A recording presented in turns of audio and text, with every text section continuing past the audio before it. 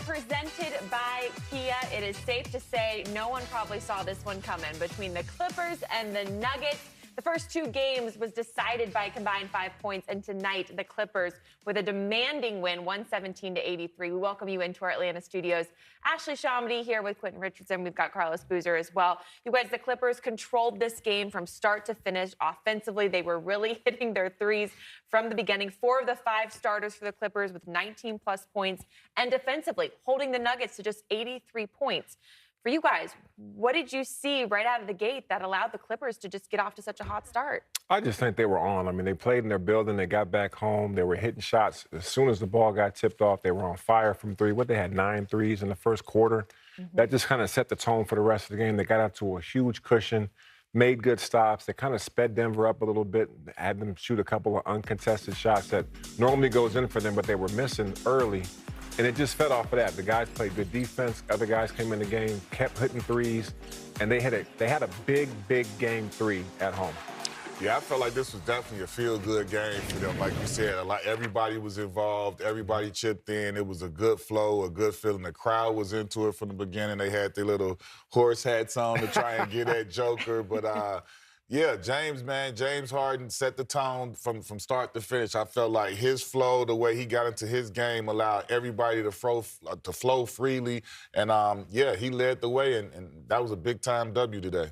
James Harden with 13 points in that first half. He finished with 20, but he mentioned in his walk-off interview that the role players who normally were missing some of those shots in the first 2 games made them all tonight. I mean, is that what you guys saw as well? Not just the James Harden, the Kawhi Leonards of the world, but everybody else contributing. Norman Powell having his best game as well. Man, Norman Powell was outstanding.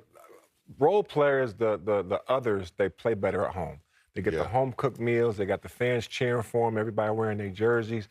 They always feel better at home. You need your stars to really show up on the road. But in this one, James got him going. He had 20 points in the first half. Everybody else chipped in. Norman Powell was outstanding, but the other guys were too. And don't forget about Big Zubac. Hell of an impact on this game.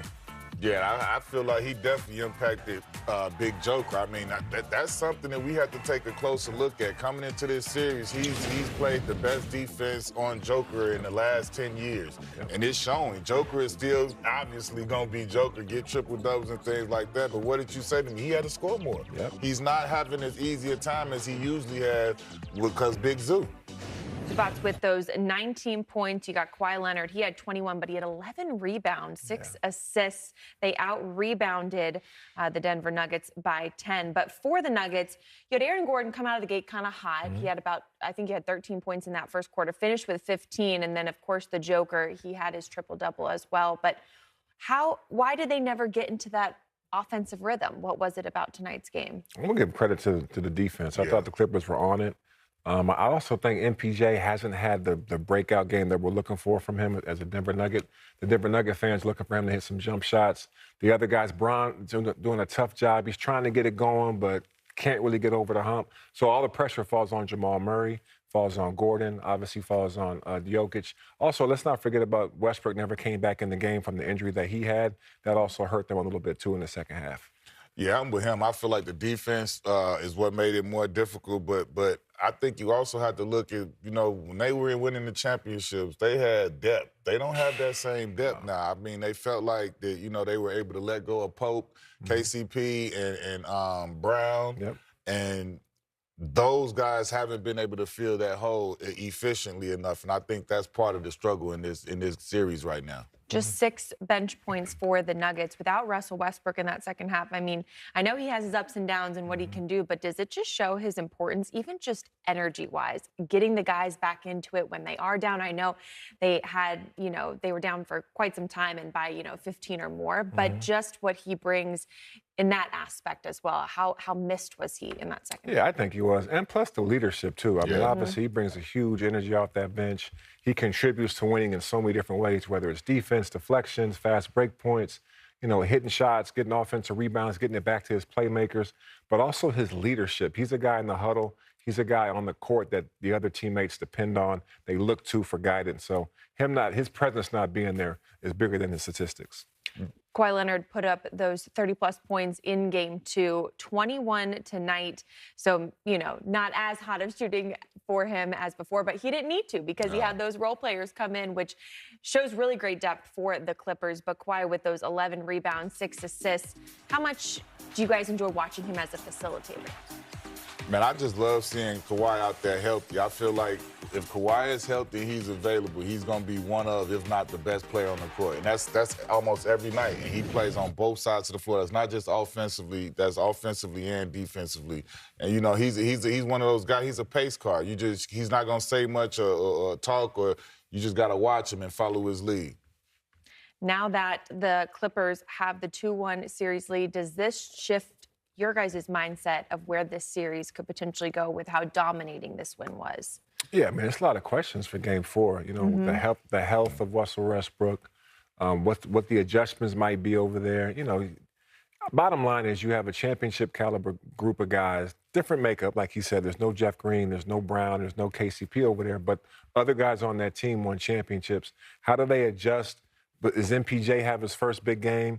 Like, what are they going to do to combat the offensive firepower from the Clippers? Yeah, because the Clippers look strong, man. They like you said, everybody's sitting on all cylinders. The substitution guys are coming in and playing well, and Denver desperately needs that. They big guns need support and help, and right now they're not able to find it. Lots of questions for Game. To win this one, final score 114-108. Their 26-point halftime deficit, the largest halftime deficit to overcome in an NBA playoff game in NBA history. Wow.